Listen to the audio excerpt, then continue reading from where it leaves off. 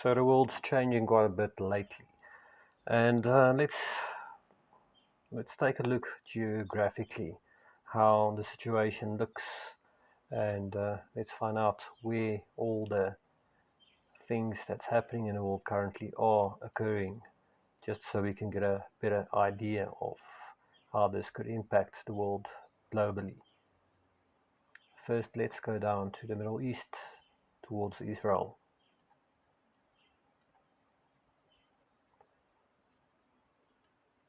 So you'll see the Mediterranean Sea. So, so Israel as a state has existed since about 1948, if I'm not mistaken. And this is Israel. Israel is just to the south of Israel. Egypt also lies slightly to the south of Israel, with Jordan to the right, towards the east. In the north, you'll find Lebanon and Syria. So this would give you some perspective in terms of where Israel is and why it is so volatile. Another factor that makes it a bit more volatile is the fact that the Palestinian community, like I said, I'll zoom out a bit again. There you'll see Israel, highlighted in blue. Once you zoom in, you'll get a glimpse of Gaza. And the Gaza Strip, I'm going to zoom in quite a bit here so you can get a feel for where Gaza is. This is Gaza, where the Palestinian people stay, or a lot of them, 2 million to be exact, 2.2 million if I'm not mistaken. West Bank is somewhere here to the north. There you go. So that's a few pockets of land where also Palestinian people reside. The rest of Israel, all the other space, is occupied by majority Jewish people from the state of Israel. In 1949 or around about there, a lot of Jewish people from all around the world flocked back to Israel, to the new state of Israel once it was created. And obviously after the Second World War, this became quite a bit of a haven for the Jewish people who looked forward to having their own land. But at this stage, Palestinian people have been staying in Israel for hundreds of years. So it's not like they moved back to empty lands. These lands were actually occupied by Palestinian people. And over the years, the land that the Palestinian people actually call their home has shrunk quite a bit. So this is a small piece of land. I think it's about 7 miles from one side on the west to the east. And that's the city of, well, that's the city Gaza. You'll see it's really crowded. A lot of people say, like I said, about 2.2 million, give or take. Many of these buildings that you'll see that we zoom into actually don't exist anymore, as they were bombed into oblivion recently following the recent attacks after Hamas invaded and killed and abducted quite a few people from the Israeli state. So there is a operation due to start in the near future. No one knows exactly when.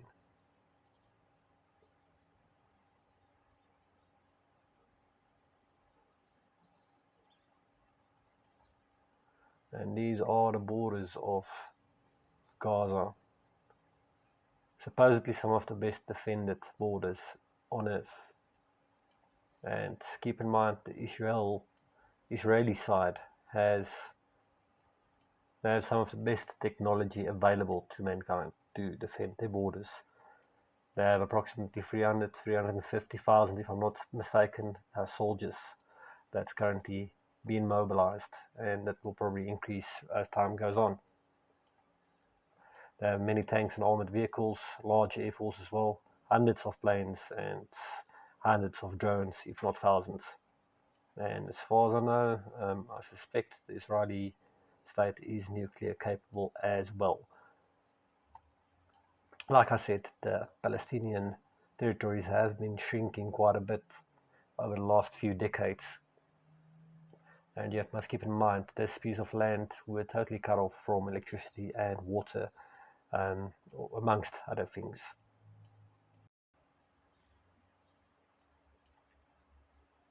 I'm not going to pick sides in this conflict. I don't believe it would be a wise decision.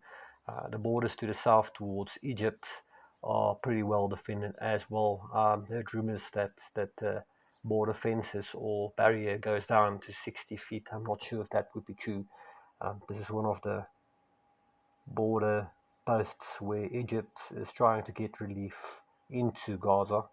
I suspect some of it might have gone through by now, but I don't know if that's going to be enough to aid the Palestinian people. And once again, just like to reiterate, I'm not going to pick sides in this battle. It's anyone's guess who's right or wrong in this instance.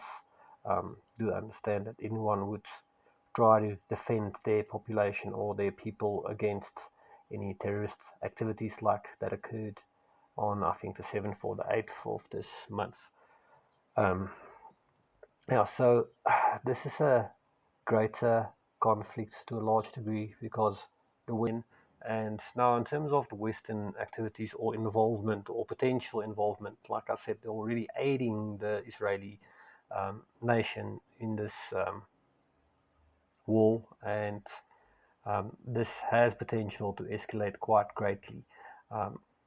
You'll see Jerusalem there as well, close to the West Bank, and like I said, they've been launching rockets into Israel for many years with, I think the results, and I think thinking on the correction, but it's between 30 and 40,000 rockets at least, if not way more, that they've been launching from these Palestinian-held areas into Israel for many, many years, decades in fact. The Iron Dome came into effect. Iron Dome, if you don't know, is a rocket system that basically tracks rockets being launched from the Gaza Strip and West Bank, and it basically shoots down these rockets with rockets of its own, tracks them and then hunts them down and shoots them, greatly reducing the number of rockets that actually find their mark within the Israeli territories.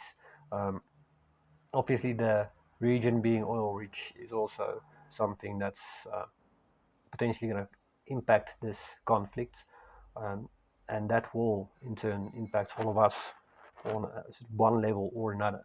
The other player that would get involved here potentially is Iran. Iran is just to the west of this area. You'll see Iraq, just behind it is Iran, and there's Syria. Turkey is also to the north, which will also become a major player in this if it should escalate. And now the thing is, America has sent 2 carrier fleets to the area or to the region. Iran, just to the west of Iraq here, is a nation that has long-range capabilities by all reports, even potentially nuclear capabilities for all we know. That I cannot confirm, but it's possible definitely. So there's a lot of nations here that has a bone to pick with Israel because of its past. I'm not going to get into too much detail there, but it's a lot of history here that's going to complicate things. Jordan, Egypt is still neutral at this stage, supposedly neutral, but they could turn anyway at this stage, I suspect. Jordan definitely not pro-Israel. Jordan, that's just to the west. Like I said, Iran, Iraq, all those nations, Lebanon, Syria, none of them will be pro-Israel. And it's not just about a nation. There's specific people in those nations. You actually do get Palestine people that classify themselves as being Christian, and this complicates the matter. These people are always going to kill their own, even if they don't want to or don't try to intentionally do it. But like I said, there is 2 U.S. carrier fleets in the region. I suspect they're close to Sicily or around here to get out of the range of long-range missiles potentially being launched by Iran if it escalates. Once again, this is just opinions. A lot of it's fact, but where exactly that fleet's going to be located, no one's going to know. But I suspect it's somewhere around Sicily, just behind Sicily, perhaps. So between the boots of Italy and Sicily, to the south of Italy itself. So that would put them in range to assist the Israelis, still quite a distance. They might be even closer than that. But if they do get closer, they are going to be in range of potential Iranian long-range missiles. And the other thing to take into consideration, that puts them within striking distance if they're in the Mediterranean Ocean off the Black Sea. And there's not a conflict going on right here. Here you'll see Ukraine, eastern parts of Ukraine, especially to this border with Russia. A lot of those territories have been captured by the Russians, and they've got a fleet in the Black Sea, if I'm not mistaken. And there was rumors of Ukraine trying to attack that Black Sea Russian fleet.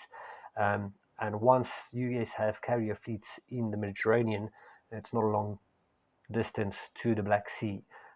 One obstacle potentially would be Turkey. Turkey, well, on both sides of the channel that connects the Black Sea to the Aegean Sea, which is the entry towards the Black Sea, where the Russian fleet's located, or one of the Russian fleets are located. So this is a good excuse for the West to get fleets and many ships close to the Black Sea fleet of the Russians, and even actually Russian soil, to be honest, because Russia's just to the north of there. There's Ukraine, Russia's just behind it here. So that cuts down the distance quite a bit, and if you have submarines or ships in the region, you could get them into striking distance. Only obstacle then being is Turkey. So I would keep an eye out on Turkey or anything potentially concerning Turkey or the Black Sea Fleet, the Russian Black Sea Fleet. Might be an attack on them at some point in the future. This is all just speculation, but it's something to keep an eye on. I think this is going to be, it's trying times for many people in the world, and this might not be easy times for many, but I think it's potential for escalating this situation is tremendous, and it will impact you no matter where you are on Earth. But I just find facts like this really interesting, and looking at the world map and in terms of geography, where everything is, how it fits together, and then considering why countries get involved in certain actions or wars, does say quite a bit in terms of what happens in the news or on the TV. Depends what news source you trust, which is increasingly difficult lately.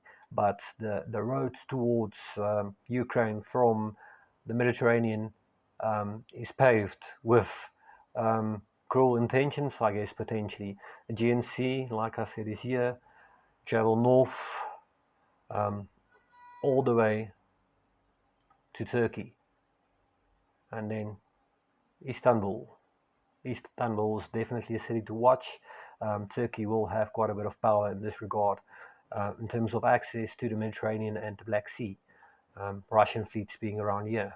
I actually did look up the bases or the ports connecting the Russian Navy potentially. I suspect there's one around here somewhere. Not sure if this is the one. More than welcome to check it out. It's on Google Earth, so it's not like you're gonna have a lot of trouble finding it. It's quite easy to spot a fleet. Unfortunately, fleets I think they hide pretty well, and usually they blur it out, if I'm not mistaken. Don't think they're going to allow you to really look at where their fleets are. So, but it's still very interesting to look at these things and take all these things into consideration. Did actually find a fleet the other day that looks, well, a few ships, Russian ships, looked like battleships. I suspect it's Russian ships at one of these ports in the Black Sea. But like I said, you would not be able to find an entire fleet. They would not make it that easy.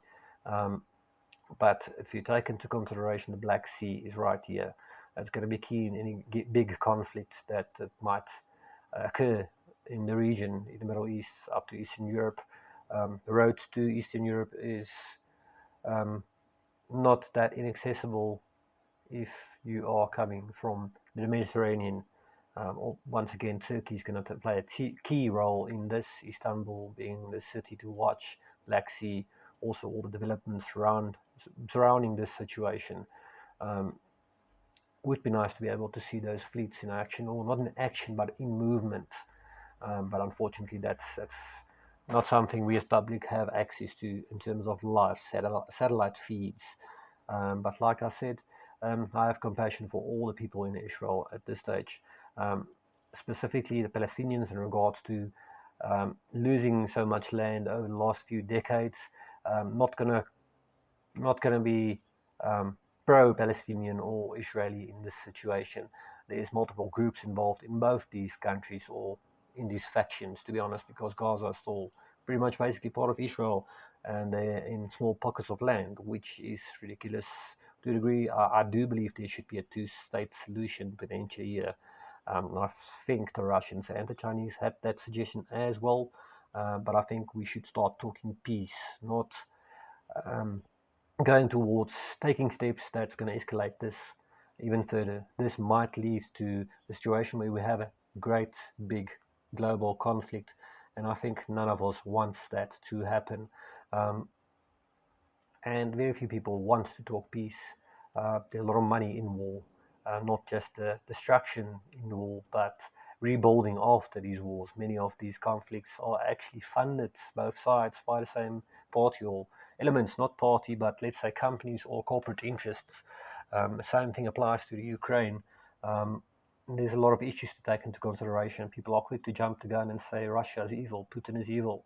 I do not believe it's that simple. It's not just black and white situation. There's a lot of grey area regarding this, and I would think carefully before making any harsh judgments in that regard.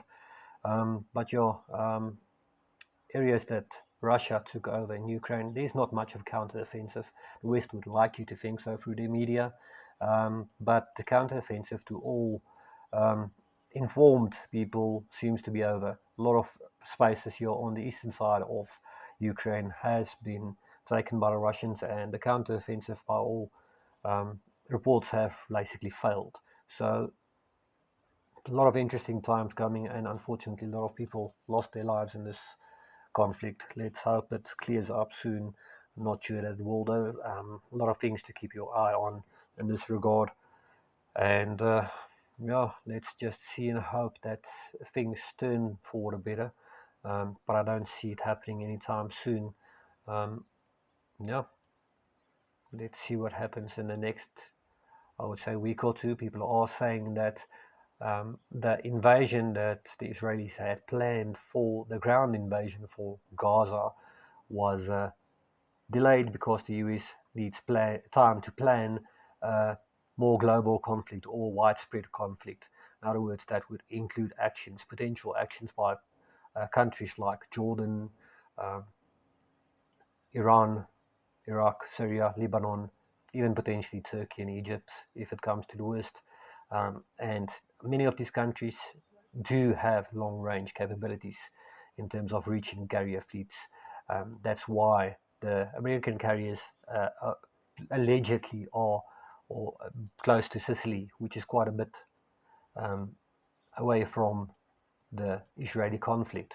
It's in the Mediterranean, but it's still thousands of miles from Israel. So let's see what happens in the future. Let's see what happens, and yeah, I'll keep you up to date.